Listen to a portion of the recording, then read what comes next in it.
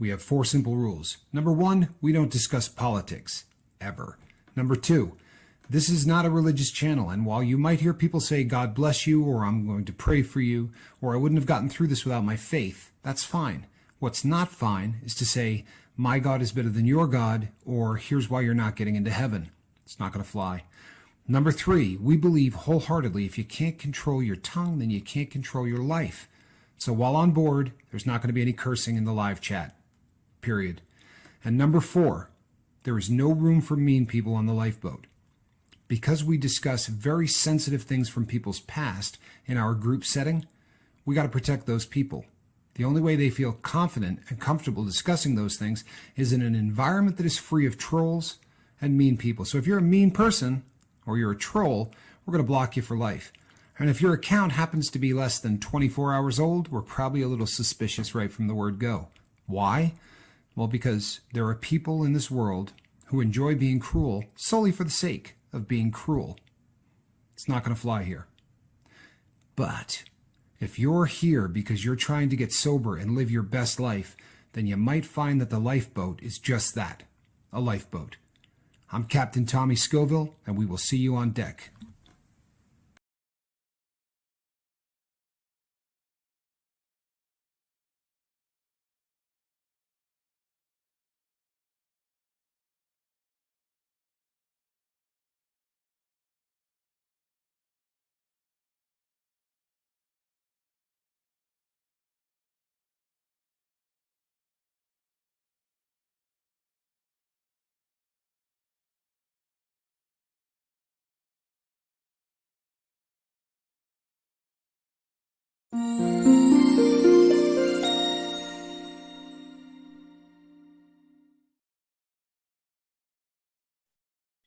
Hey, good evening, everybody. I'm Captain Tommy Scoville, and you're on the lifeboat. Take 2. We did this a second ago, people, but you know how it works. I mean, this is the internet in its best is hit or miss, and we're going live right now from 3 different places. Right, we got Indiana, we've got the other side of the pond, and then we've got me here on the West Coast. So tonight is Wednesday, people. That can only mean one thing. That is Wisdom with Tommy and Niall. It's my favorite night of the week. I'm not going to stop saying that because it's the truth. This is sort of a free form show where we just kind of let it roll. I have a ball. You know, Niall is just one of those people that I really enjoy talking to, whether we're live or not. So, but before we get going, a bit of a somber note. A member of the crew lost a very close friend to his last night in the middle of the night. If you were on last night's live feed, you heard Kiss Freak. His name is Chris. You heard him talk about how there was a friend of his that was in the hospital and it didn't look good. And he asked that maybe we say a prayer for the family. Please continue to pray for the family, because now it has gone from, the hope of maybe something great happening to now they need thoughts and prayers, because this is a difficult time for people, air quotes, who are normal. Death is just something that floors all of us. It's like getting kicked in the stomach. But for those of us who have had problems with drugs or alcohol, it is a more difficult process. And I think, we all understand that. So let's just keep Chris in our thoughts and prayers, everybody. Niall, so glad that you're here, my brother. How are you? Doing fine, Tommy. Thank you so much for asking me on yet again. This is a every time we're on live, because I don't take it for granted. No, but I like it. Everyone likes it, so I think it's really a permanent fixture for as long as we can drag you here. So, But as always, people, we work without a net on Wednesdays. Truthfully, for the 5 or 10 minutes, 15 minutes, whatever the case may be, this time was a little longer, that we get to hang out before we get rolling. We don't talk about what we're gonna do on the show. We really sort of just talk like 3 friends would, sitting around having a cup of coffee or anything else. So we're gonna let this thing roll. We wing it. Go with it. Yeah, we wing it. Exactly, we wing it, and we're gonna Absolutely. get started on that. So Niall, look, I get to talk here every single night, but you have had to quietly listen to me for the last 6 days. I'm sure that there's at least 1 or 2 things you got on your mind. Yeah. I mean, there's always a ton of things. First off, it's important to me. I'm not sure how important it is to the crew. But it is now 2:20 in the morning. So I would love to go live in the chat every night of the week, but with the time difference, um, a lot of the time I'm asleep. I just can't stay awake that long. But I always watch the shows in their entirety. So if I disappear for 5 days, it doesn't mean I'm in trouble. It just means that it's on too late for me. I'm not sure why I felt the need to say that, but not that anyone I'm glad would that miss you did. me. I'm glad that you Uh, did, because if you uh, disappear for 4 or 5 days, I get emails from everybody that want me yeah, to yeah. fly over there and track you down. So It's literally the time difference. Usually by midnight I'm kind of doing this or whatever. I'm like, oh well, I try and stay awake, but I will always check in to make sure that the weekly show is going ahead at some stage during the following week.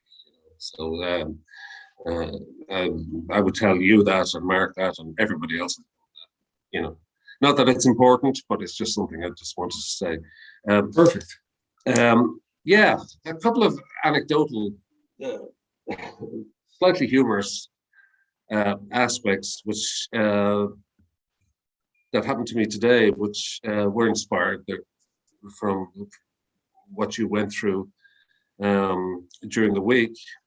When you talked about your emotions suddenly overwhelming you when you got a message from somebody on the crew about his young daughter, and about left a note, and you were totally overwhelmed. You had to pull over to the side of the road to kind of get your emotions in check. And at the time, I was thinking, wow, that's interesting. I don't really go through that too much.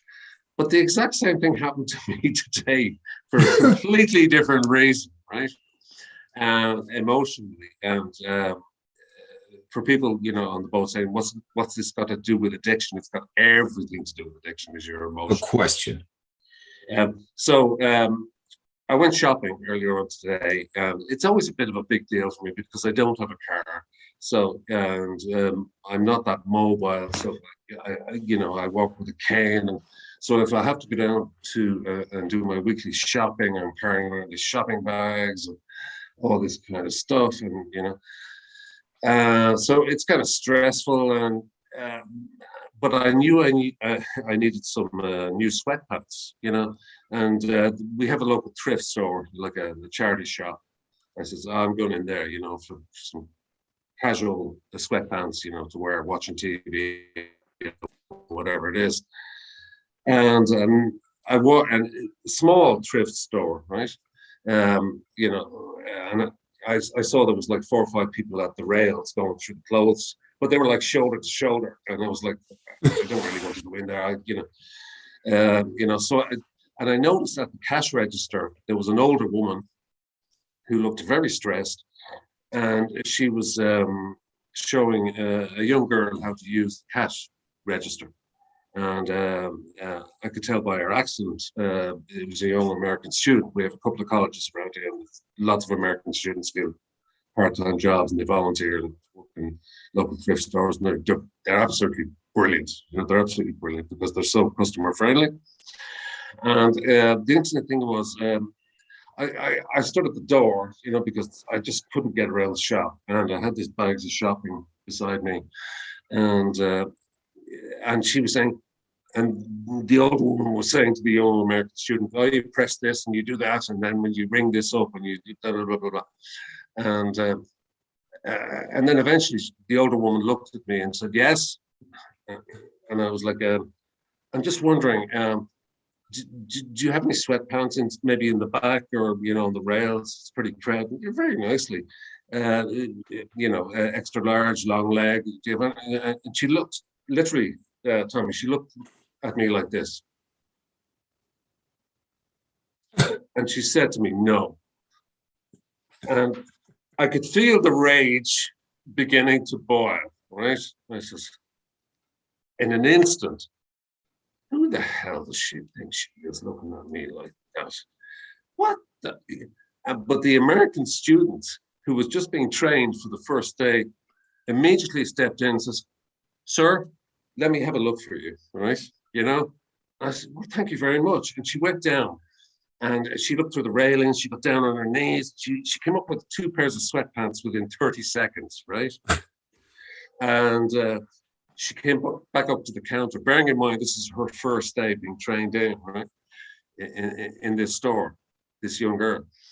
And she came back and said, "There you go, sir." And the older woman behind the till was not impressed with this. She was not impressed that, the sweatpants were found within 30 seconds, you know, and she grabbed them. "Oh yeah, well, I didn't know they were there." Said something like, "I didn't know they were there." Held them up and said, "Oh, they're €9 each," And I swear to God, the two women, the old woman and the young American student, squared off against each other. They stared at each other, right? As if to say, "You're not going to charge this guy full price after telling me that the pants weren't here." This was the unspoken kind of thing that was floating around. So they squared off again. The young girl stared into this older woman's face, and she knew, like, the older woman was really annoyed that this woman had called her out and made a show of her in the shop. But she squared off against her, and she just held up, "Here they are." And she said, "Listen," the older one just said, "Give me €10 for them. Just give me €10." And really cranky and really aggressive. And the other one, and the younger student said, "Well, there you go." And she folded them up, put them in her bag. And I found myself going from rage to overwhelming emotion at the kindness and the professionalism of this young American student and how she handled the situation, which could have got pretty nasty because in my personality, when somebody looks you up and down and they automatically judge you, it's like that could go anywhere. That could go anywhere. But she diffused the situation, but she also diffused the situation in such a kind way. And she squared off against the other woman as if to say, "Here they are, You're not going to charge this guy the full price, after what you said to him." In other words, she was totally in my head. She was totally with me. And it was quite a beautiful experience. And I found myself quite emotional about it. And I said, "Thank you, love. Thank you for doing that." And she said, "No problem, no problem. I knew they were there." She said, "I knew they were there. It's my first day, but I knew they were there." And the older woman was like, pressing keys on the cash register, and normally I would probably freak out, but only for that girl, intervening in the way she did, would, you often talk about air quotes, normal people and their reactions, they would probably blow that off, but for addicts, those kind of situations is enough to kind of throw you off the deep end or make you very, very thankful for a simple kindness or somebody simply standing up for you and calling somebody else out on their mistake. So emotionally, I was all over the place. I couldn't believe it. And the funny thing was, I actually had tears in my eyes when I was going outside the door. I said, "What a wonderful girl, what a beautiful thing to happen." And then I had to pick up my bags and I was heading back home. I said, "Oh, I forgot to get cigarettes." So I had to go back to the store. And for some strange reason, even though, as you know, I can talk quite a lot, but when I'm in stores and general supermarkets and stuff like that, I tend to keep to myself, and I tend to go around and I see people talking to each other in the aisles and they're like comparing products and they're like, "What do you think of this?" Especially people with kids and stuff like that. "Oh yeah, this is a good meal," or whatever it is. And I don't know what made me do this, but, and I never do this. And there was a woman picking up a package of potato gratins, and they look pretty tasty, but I'd never tried them. And normally I would kind of avoid asking people, "What do you think of this product?" But I went up to this woman. She had a young child in the trolley, and I said, "Hi, I never do this," And I said to her, "Would you recommend this meal?" And she was all smiles, and she said, Yes, yeah, absolutely. And you can feed 2 or 3 people. It's wonderful. If you're into vegetables, you can cook them up. And I was like, oh, really? Yeah, yeah. And you can, it's quite spicy, but you can bring down the spices if you do this, that, and the other. And I was all smiles, and it was just uh, unbelievable because I never do that. I never go up to people in stores and say, would you recommend this meal or tell me about this? Um, so that's something. It's anecdotal, but it's pretty typical of the addict's mind, how their emotions kind of fluctuate between uh, what they feel is acceptable or what they feel they should react to, or just asking somebody a simple question. So I wanted to throw that out there, the emotional aspect. Does that make any sense? Absolutely. And I'll tell you what, I think it was, not to use a term or sound like I'm being funny with it, but it was probably a hangover from the first experience. You had somebody that was so kind to you that as you're into the next one, you're like, you know what, I don't know anything about these. I'll just ask this person. And Yeah. it really is kind of indicative of, and I've said this before, one thing begets the next one. You get somebody in there that treats you nice, and all of a sudden, normally where you might not have said a word, and you just would have thought, maybe I'll buy it, maybe I won't. Instantly, you're a little bit more out of your shell. And if the entire freaking world could do this, I mean, we would change. I mean, we really could. I think I love whenever somebody stands up for somebody anywhere. It's a cool thing. And I know the salespeople that you're talking about. I'm hated, Niall, in thrift stores because I hunt down watches and I want to look at every one of them, and I don't buy them. Most of them are just trash, but my eyes are so bad that they got to kind of hand them to me in order for me to, I got to get the thing up here this way. And then I'm every time, nah, thanks. Nah, thanks. You know what I mean? So they see me coming through the door, and, and there's one of all the thrift stores I go to, there's one woman that is just the kindest woman in the whole world. Like, she'll pull out 45 of them and smile through the whole thing. And it might be 6 visits before I buy anything. And she never seems to be put out by it. I'm always struck by people that show random acts of kindness. It's absolutely. And as I said to you, I mean, there was tears in my eyes, and when I was coming out of the shop, because I think addicts, and you touched on this many times, and trying to control their emotions, we tend to either overreact or underreact.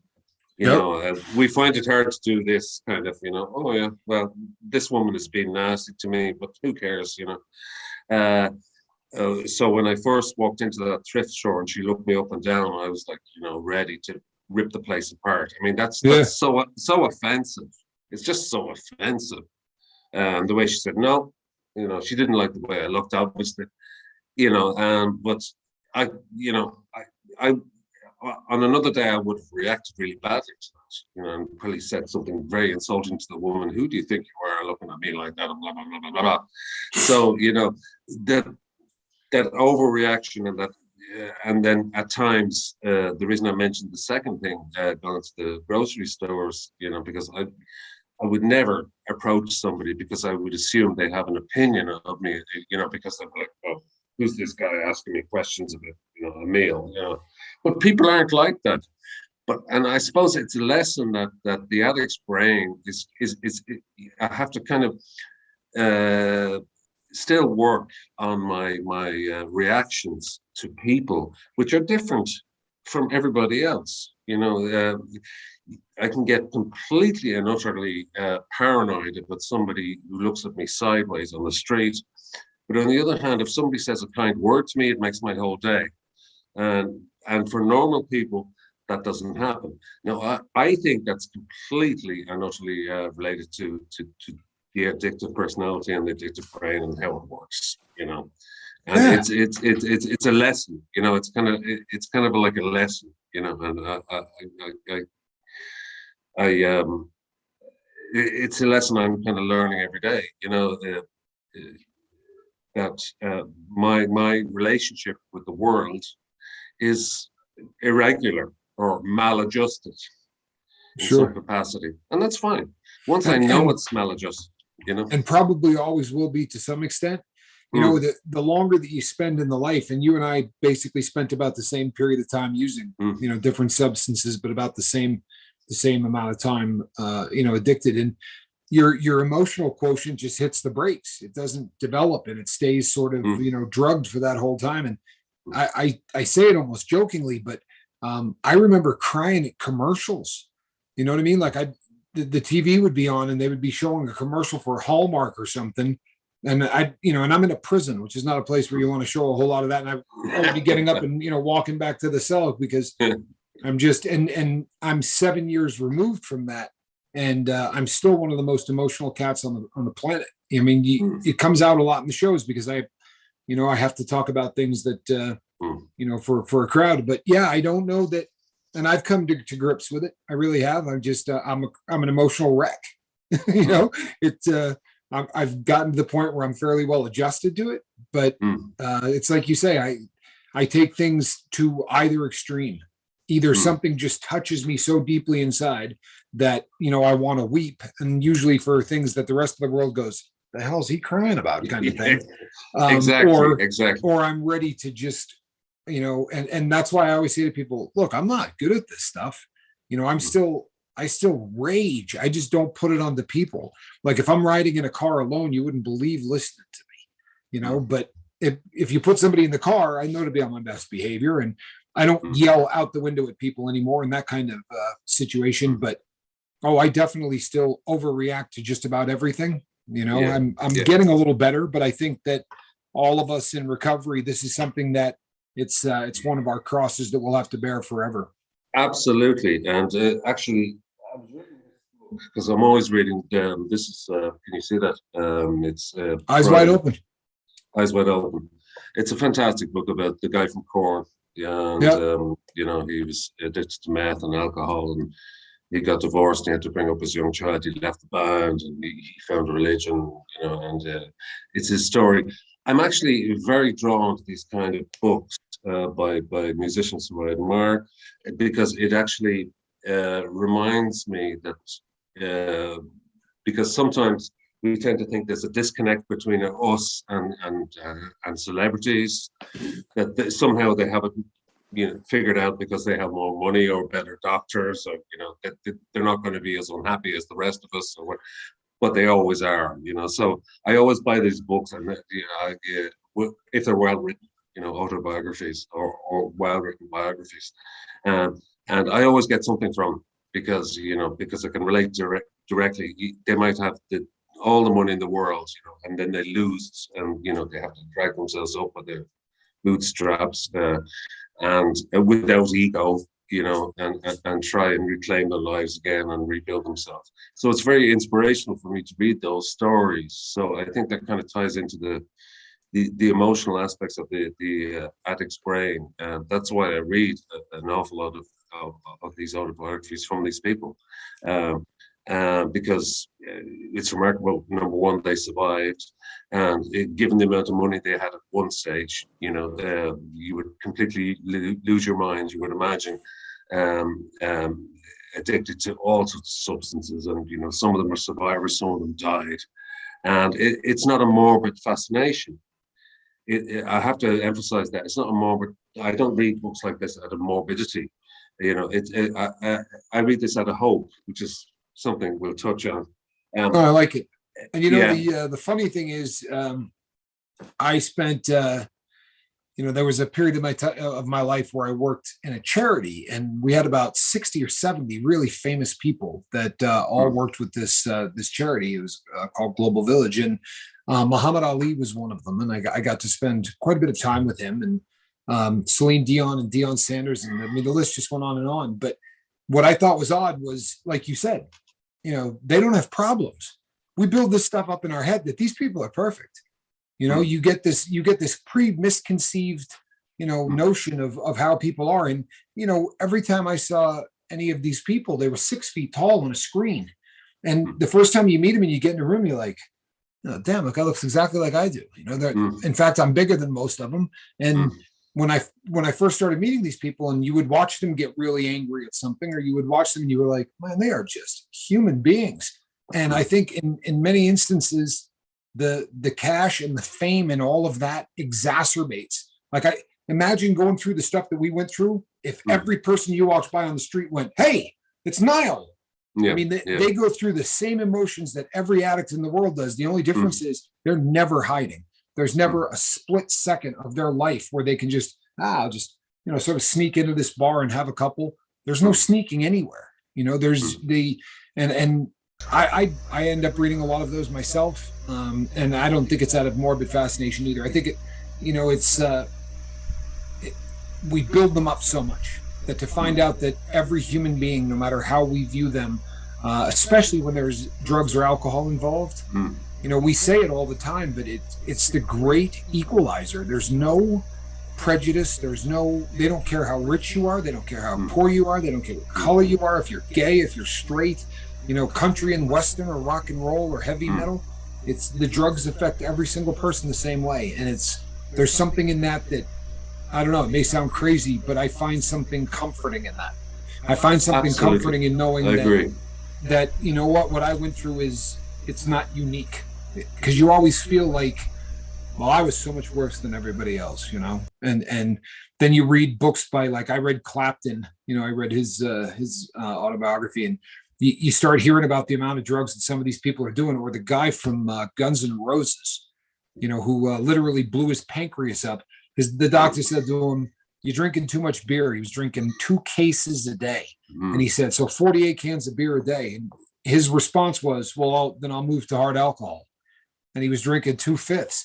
He went to red wine and was drinking 14 bottles of red wine a day. It's in the book. Yeah. And he blew up his pancreas and almost killed him. Now he's on dialysis. But when you watch somebody like that who gets sober and overcomes all of these things, you think, man, I didn't have it bad at all. I really didn't, And the thing that opens my eyes to the celebrities is because, as you said, Tommy, we have this misconception that they're surrounded by so much wealth and so much protective elements in their life that, if they want to go to rehab, they go to rehab and everyone's looking out for them.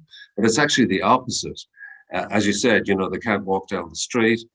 It's like Elvis Presley, you can't even get out of your hotel, because the captain won't let you, or whatever, the colonel won't let you out of your mansion, So it doesn't matter how much fame you have or fortune that you have. In fact, it makes it worse, because what happens then is everything becomes completely insular. Everything is driven inside, and you can't express it because everything, there's too many people around, too many hangers on, too many yes men, too many people who don't have your best interest at heart. And if you're addicted and you're a celebrity and you're famous, you make very bad decisions. You spend a lot of money on houses and you get divorced 2 or 3 times, and then all of a sudden you just say, you're taking these tablets, or you're drinking this stuff, and all of a sudden you're alone in a hotel room, and that's it. And everyone's like shocked. Oh my God, this guy had it all. Right. He looks so happy, and so in one way, these guys have it worse than we do, because the pressure from outside is so huge to retain this image to the outside world, but inside they're actually, completely miserable. And you bring up the Colonel. I just was watching a thing on Elvis the other night, and I had read his a biography on him as well. He would have a servant that would come in the morning on a silver tray, and he would have 3 little manila envelopes during the day. The first one written on it said attack 1. The second one said attack 2. And the third one said attack 3. And when I read the list of pills that the king was taking every day, I swear to God, I said, there's no way. Like, this isn't real.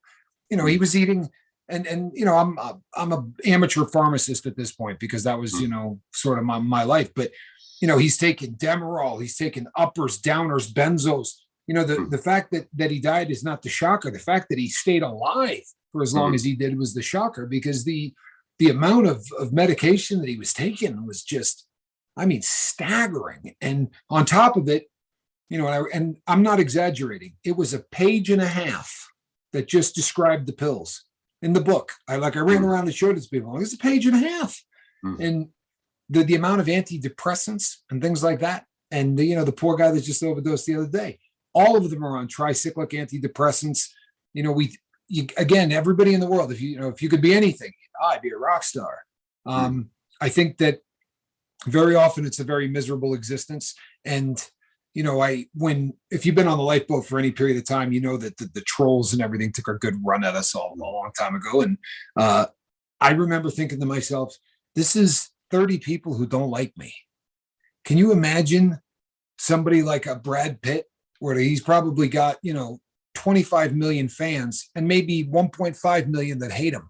I mean, I had 30 people out there that were just, dogging me and dragging you down. And I think to myself, I can't imagine what the, Jim Carrey famously said, everybody in the world should have to be famous for 15 minutes, because you'd realize that there is nothing less desirable on the planet. It's one of the reasons a lot of them don't you think? I would add this too, though. Just case in point, like what's in the news right now, Will Smith. Man, it's a great example of just they're just like us. He got mad because somebody said something about his wife. So it really does bridge a gap there. But I do agree with that too, Niall. That that I think it brings in how can I say this, a focus on them, and that's even harder to deal with, I would think. But, well, it can be, but also it makes it clear to me that you could be surrounded by people who supposedly have your back, a whole entourage of people. They don't care about you. They don't care what. You're a meal ticket. Yeah.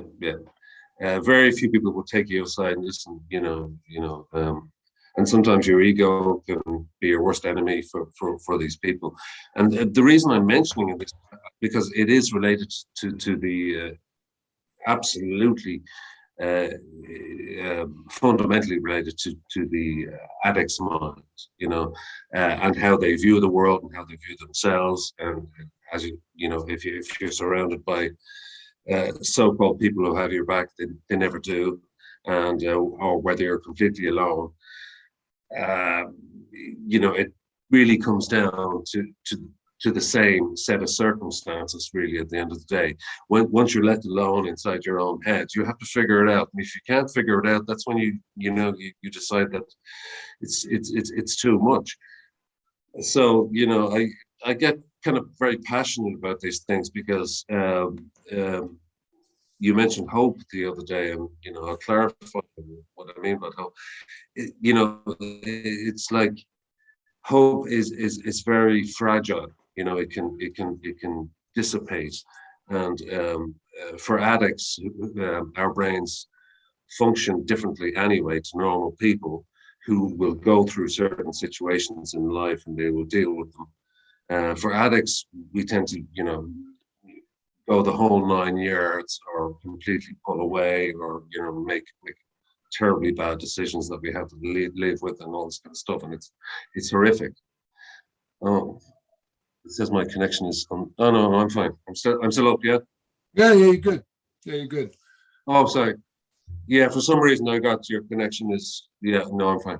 Yeah. So, but it just struck me that I wanted to clarify what I meant about hope, and maybe bring us to the next step on this journey that we're trying to do. Hope is, I think I said last night that hope is based on forgiveness, and I think that's, for me, it's not hope. It does not form in a void. It forms. Either you have to forgive yourself, you have to ask the universe to forgive you, or you have to say a prayer to family, friends, or whoever you've hurt and shamed, and to forgive you silently, and that is the beginning of hope, and that gives you some clarity of mind to move forward. So that's what I meant by hope. I think that hope is, as I said, it's not born of a void. It's very much based on humility and the forgiveness, and an ability to admit your frailties and stuff like that. Not saying I still struggle with this stuff every day, but I think I've got a good handle on it at this stage. So I think I've reached that 0 point where Well, Yeah, I go think ahead, Tom. that drugs and alcohol will rob you of hope quicker than anything. You know, we Mm, anything that you do that's repetitive, that it's it's just like Pavlov's dog or anything else. You know, you mm, when you're using, you're always about to quit. When you're a heroin addict, you talk to any heroin addict and they've got a grand plan. They're 3 days away from quitting, mm, or beginning of the month when I get my tax return, when I do this, there's always something coming that's going to be the linchpin of, that's going to get them to finally put down the drug. And after 50 of those come and go, you get to the point where, man, you don't even, you get to the point where you're not even BSing yourself anymore. And when you get to that point where people say, hey, I got a guy that can get us some of this, or he can get us in to see the doctor, and we can get onto this mm, program. And the addict just goes, yeah, not for me. And I watched that so many times with heroin addicts where they literally got to that point where I don't care what you did, they didn't even want to entertain the thought of talking about it, because mm, they had that reinforced hopelessness. They had mm. spent so much of their life about to quit that they don't even lie to themselves anymore. And it's, part of me, obviously BSing yourself is never a good thing anyway, but it Mm, was always the saddest thing in the world to me to watch, mm, mm, because when somebody has no hope, when somebody actually gives up, they're mm, dead. They're walking around dead. And mm. it is something that a lot of addicts lose. They lose, and even if it's a pipe dream, to have that thing in the back of your head that says, I'm going to kick this someday, Mm. that little glimmer. It's like the experiment that I talked about the other night with the dogs. That the dog that got shocked and that door never opened, no matter what Yes, you do for him, he's never going to touch that thing again. He'll yes, just yes. lay down and accept whatever's coming. But a dog that took 6 shocks and then the door opened, he'll get shocked for 4 days. He'll keep touching that thing because he knows that one of those times. And I think that's, as addicts, that's kind of where we get to. We build up. We've talked about this before too. We build up what the sobriety is going to be, right? It's going to be, rainbows and the streets Mm, paved with gold. If I just get rid of the dope, I'll never even be mm, sad again. mm, Money will be all over the place. Chicks will love me. mm. There'll be fame. There'll be fortune. And then you get 6-7 days in, and you're the same idiot. You just got less dents in your car, and all the Yeah, problems are still there. Only less, this time less, you actually have to less deal deaths with in them. your car. Yeah, yeah, yeah, exactly. And the You know, paradox about it is I'm glad we're actually on this train of thought, because the paradox is that we tend to, and I I've dwelt on the negative aspects of sobriety, or for a reason over the last few shows, because it's a learning experience. But I am convinced that every addict on the planet has got the edge on any normal person, hands down. They tend to be more moral. They tend to think more about their things. When it takes time. There's no specific point that this happens. They tend to be more spiritually capable than a lot of normal people are. But that takes time. It takes time to achieve that. But and when that's achieved, you get a few moments of clarity, and you might even get moments of epiphany. You know, like Brian Welch talks about. Moments of epiphany followed by yet more sort of degradation and despair and unhappiness, and something will happen, and synchronicities tend to occur. So I'm not sure whether this is the right time to kind of bring up that aspect of sobriety, but it, it, the word hope, I suppose, kind of it's a good springboard for that way of thinking about hope. I was about to say hope springs eternal, but not exactly what I meant. But yeah, hope is a wonderful thing, and the power of an addict to overcome their affliction and to understand their affliction, and while still being aware of their own mind is a beautiful thing. Like, only an addict would understand that. Like no normal person ever understands. Um, and I know I'm waffling now, but it's one of the reasons why, you know, the 12-step programs, while I would never denigrate them, um, uh, I think the fundamentals of 12-step programs are very sound. But what has happened is that they've turned into half-assed therapy groups for people who are peed off of the world, you know, and they want to bitch about the wife or the job, husband, or whatever it is. So they're not really trying to discover who they are, and you know, and it's a free therapy session, you know, for people who have no intention really of trying to find out what sobriety actually means. And so that's another path, you know. So I think I'm waffling. I think I'm waffling. No, so no, I don't. take the stage.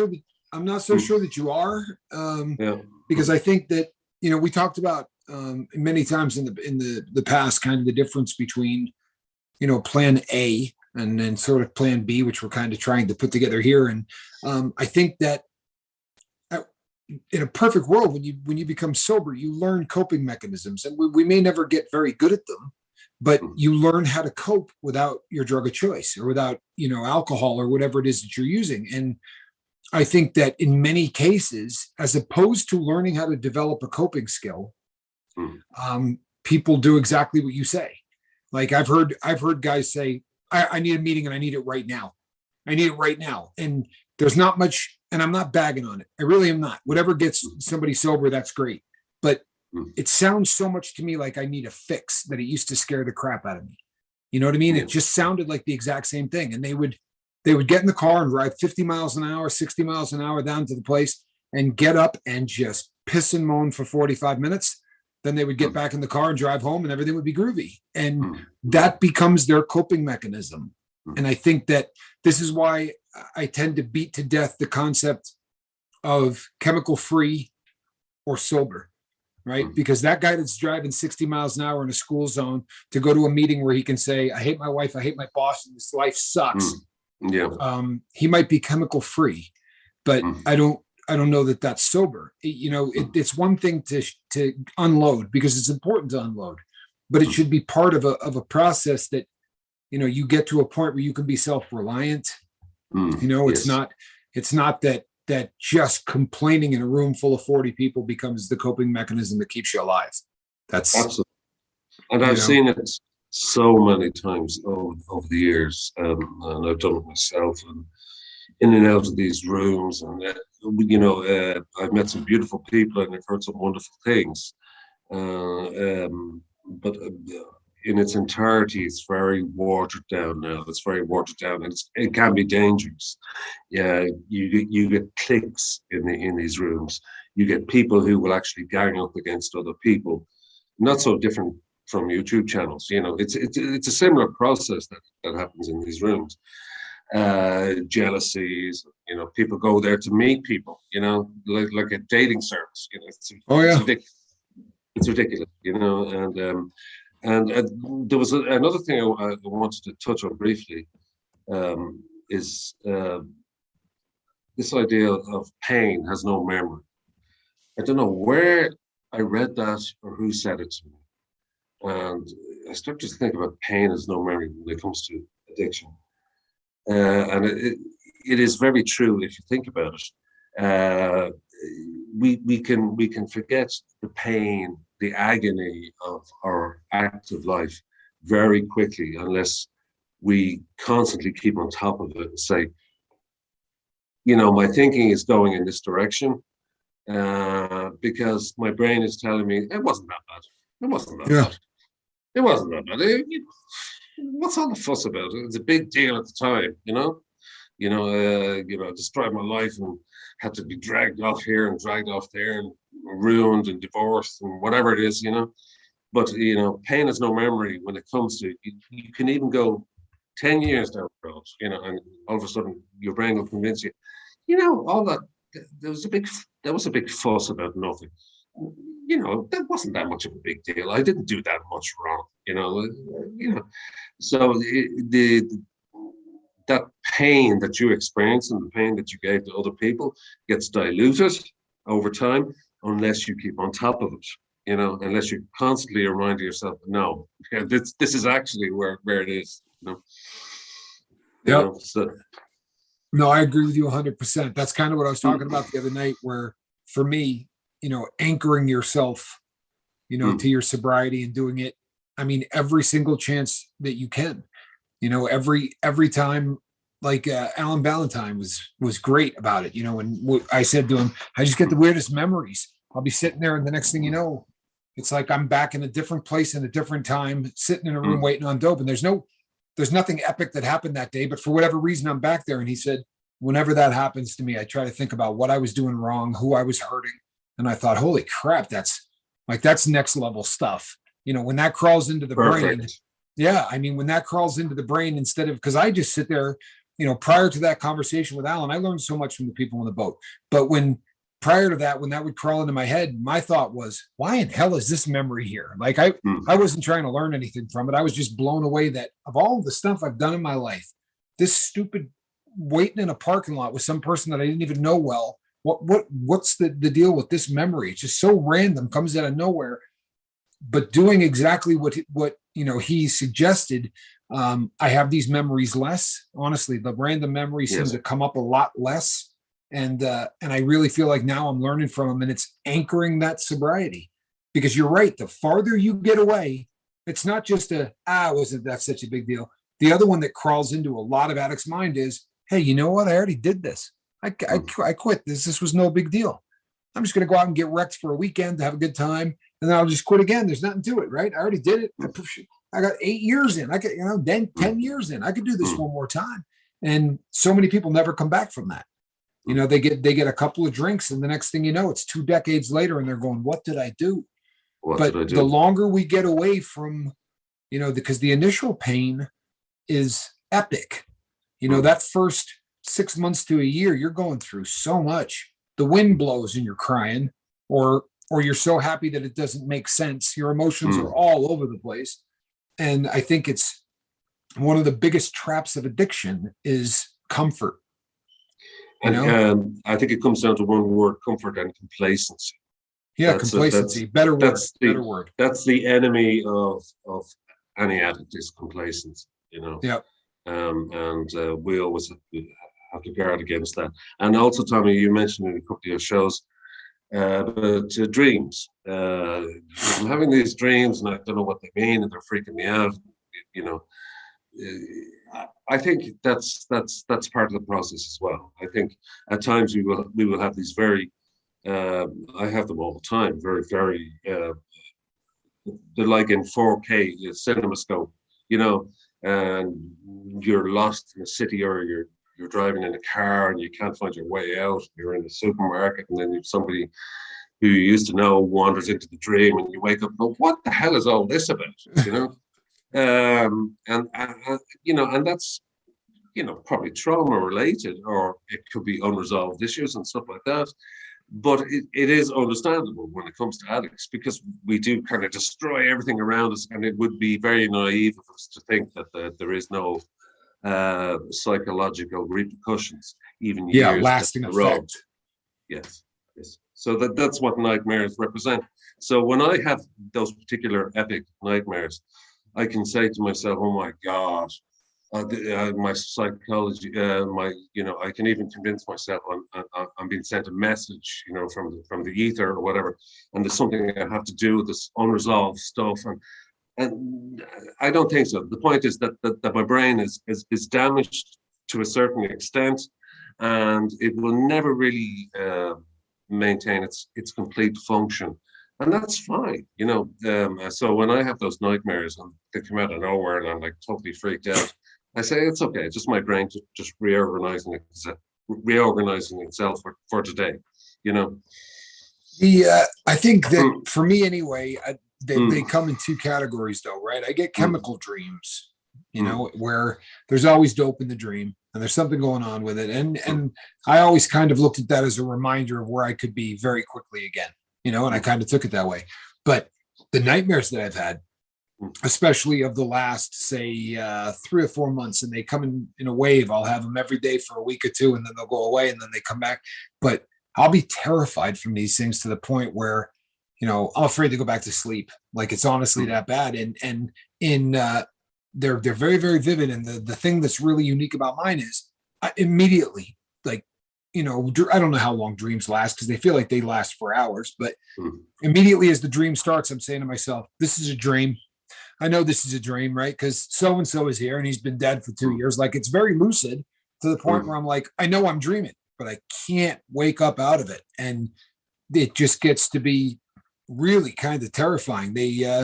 And right now I'm on a good run. I've had a few days without any, but when they're there, they mess with my sleep. And as I get close to laying down, I can't stop thinking about it. You know what I mean? Like I get that wrapped up in it. Yeah. Yeah. But you're right. I think we did so much damage. We probably don't give ourselves enough credit for the amount of damage that we did subconscious. I suppose it's a form of PTSD in some respects. It's flashbacks, which are bound to occur. Because after all, we put ourselves through hell for hell of a long time, and you can think everything is fine, and sometimes it does visit you in nightmares. And like you, it used to freak me out. I used to get so freaked out. What does this mean? I have to do something about this. Does this mean am I going mad? Do I have to do something different? Is there just somebody I need to call? Is there an unspoken message that needs to be sent? No, not necessarily. It kind of passes, as you say. But I'm sorry, Mark, you wanted to get in there for a second. I think he was giving us the 5-minute warning. Yeah, 5-minute warning. Yeah. Okay. Yeah. So again, this is like a couple of guys just sitting down having a cup of coffee, Tommy. So I'm not sure whether what I said tonight made sense. Hopefully it did. But that's what I do. 100%. It always does. And the beautiful thing is this, that you can get out here and you can wax eloquently, and unfortunately there's not much perspective until about 15 minutes to the end, at which point I say, hey, and my bobbleheaded partner, and if there was anything that I got a little off track, he'll sort of try to bring it back in, and he does a pretty good job of that. But it's fun to do this when you've got somebody who comes at the exact same situation, the exact same problem, but does it from a completely different standpoint, because the difference between heroin and alcohol is so dramatic, yet it is identical. They are as far away as East is from West, but the addiction is absolutely the exact same thing. And I think that the thoughts of two guys with such different experience, not to mention the fact that you lived in a completely different world. As much as the world is exactly the same, there's a very large difference between your side of the pond and our side of the pond. And I think it shows the world two things: that number one, we're all in this together. We really are. No matter how different you think your situation is, it's not. And it's awesome to, I always feel enlightened. I really do. I think, you bring up things, and we get an opportunity to discuss stuff that, let's be honest, when you're alone and you do a 1-hour show, you kind of steamroll. And a lot of times that you get this stream of conscious where that the words just tumble out. It's nice to be able to, at least once a week, have someone that, back and forth where it's just bouncing stuff off. Two guys just talking. Bouncing stuff. Yeah, two guys talking. And it's been, there's such a recurring theme of people who go, oh man, I love these. And I think it's just because it works. It's, we have great conversations, and we have since the day I met you. We just don't let too many people see them. And it's a whole lot. I think it's a great format, because it's easy enough when I'm just talking to you to forget that I'm staring at a camera, and to forget that there's a microphone in front of me, and that there's, like, I know it's not great, but I haven't read a comment. And that's probably a good thing, because it means I'm engaged. And if I'm really engaged, then chances are you are, and the audience is, and that just works. Oh, they want some more Niall. That's what they're saying. So just so you know. There you go. And I suppose the point is, I know we're close to the. That's okay. Go ahead. Top of the hour, but I do feel that we don't wander off the track, the beaten path, to the extreme where people are looking at the show going, what are these guys talking about?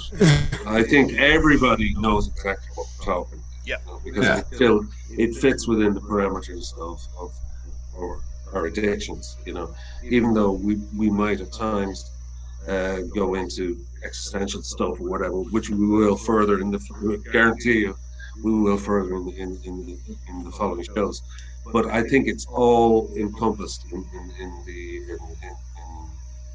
and what a great vision of the show. Yep. And what a great way to reinforce the the message that comes out more loud and clear than anything else, which is that Niall, if there were 40 people here listening to us who never had a drug problem or an alcohol problem, they would be going, what the hell are these guys talking about? Right? I mean, that really hammers home what we say all the time. The beauty of the lifeboat is that when you step on here, I guarantee you everything that you're hearing makes perfect sense to you. It might not to the air quotes normal folk, because they're not in the same boat. But you've never said anything that didn't make perfect sense to me. And I know that some of that is because you're articulate. You think your thoughts through, in a very clear and concise manner. But the other part is there's a level of communication among addicts that can't be explained. Just can't be. Like, and you've said it, I've said it, I've heard other people say it. Two addicts get together and start talking, and all of the BS, you can't BS an addict. They look at you like, "Oh, please, really? You're gonna feed me this?" Well, you can't. You can't bullshit a bullshitter. Sorry, honestly, sorry about the language there, but that's really the only way to say it. No, that's really what it boils down to, and I don't think we've ever tried to do that to the crew, and not that we could, but it works because we are all in the same boat. And I think it's nice to hear two people articulate things from two different sides of the equation, and by the way, Tommy, common ground. I always dip into after the fact. That's why at the start of the show I said, I might be in the live chat. That doesn't mean I don't watch the shows. Just the timing, we covered that. But I always kind of get something from what you say, and I kind of just like snap it out of the air and say I want to revisit that, because everything we've talked about tonight, you have touched upon in the last 4 or 5 shows, or the last 10 shows, or all the shows. You've touched on aspects of these things, and I suppose the good thing about this show is, we kind of grab all these things and we kind of coalesce them into something that makes sense. Not that what you're saying doesn't make sense; it makes perfect sense. But I just grab snippets of information that you expose in your videos, and I kind of say, I want to express that further, and I want to dwell on that further, because that's important, because Tommy is out to something, and this is brilliant, and I'd like to express that further and develop it further. So that's what I get from part of that is, I mean, when you when you talk for 7 hours a week, to have somebody that sort of can pull things together from 30 shows and pull it into something that anyone who just happens to get here is going to get the best of the last month and a half, because two people are now bringing all of that together, getting rid of all the extemporaneous stuff that may not. I mean, in a 50-minute show 7 times a week, there's going to be some filler, and I don't think no there's no filler. Don't get me wrong, Tommy. There's no filler in any of your shows. That's not what I meant. Oh yeah, there is. I work on it. Trust me, there's filler. No. But that's as soon as that came out of my mouth, I said that sounds wrong. No, I agree with you. I love this. I love this format for exactly what you said. It pares things down and gets it to. It's a summary of what we talked about all week. Yeah, and it calls out stuff that people who are addicted from two different sides of the track can completely, understand. I think it's. I love this format. If I could keep you awake more often, Niall, I would do that. Yeah.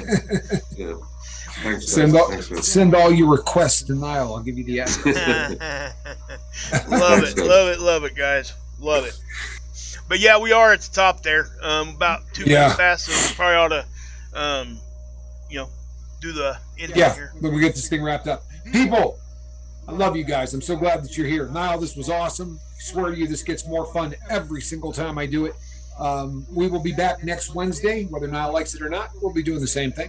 And we're going to be back 23 hours from now, right here, same bad time, same bad channel, doing the same bad thing. Between now and then, reach out and try to save somebody. And if that somebody is yourself, get on it, because you're running out of time, people. You really are. I am Captain Tommy Scoble, and on the other side of the glass, Mark Wages. and Niall. And this, people, See you guys. this is a cat in a basket. Good night, everybody. We love you.